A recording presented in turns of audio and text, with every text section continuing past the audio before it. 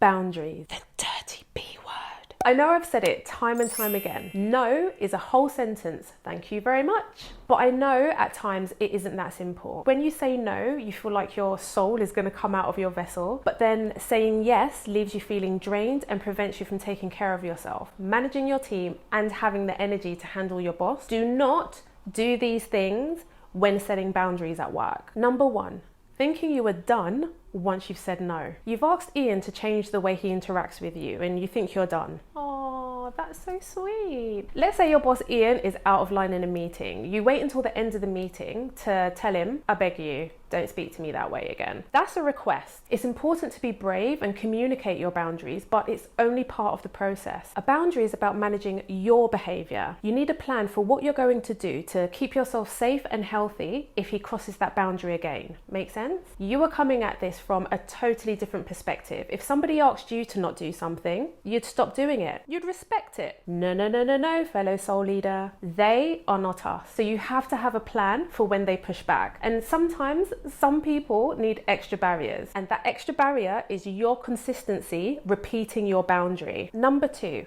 focusing on trying to change their behavior. Yes, you want them to stop doing something. In your head, it's, I'm setting this boundary to get them to stop, but that isn't the way that it works. So when you start focusing on somebody else's behavior as your goal, you are completely stepping out of what you can control, and that's just going to make you feel helpless. Boundaries are not about feeling helpless. It's about feeling empowered and taking back what control you can, which is your behavior and your choices, because you can't control other people's behavior. You can't control what other people do. Boundaries can be challenging for the most of us, and when you finally gather the courage to set them, we can sometimes fall short. So if you're struggling to set boundaries, click the link in the description box below to access my free Let's Talk Boundaries Masterclass plus digital workbook. Number three, not expecting to upset people. It's going to happen. Period. One of the most common reasons for not setting boundaries is a fear of conflict. It's not in your heart to upset people, and your soul will just, it just makes your soul itch. I get it. So you think it's easier to just sacrifice what you want and need to keep the peace. Here's the uncomfortable part. Once you start putting your foot down, people are going to respond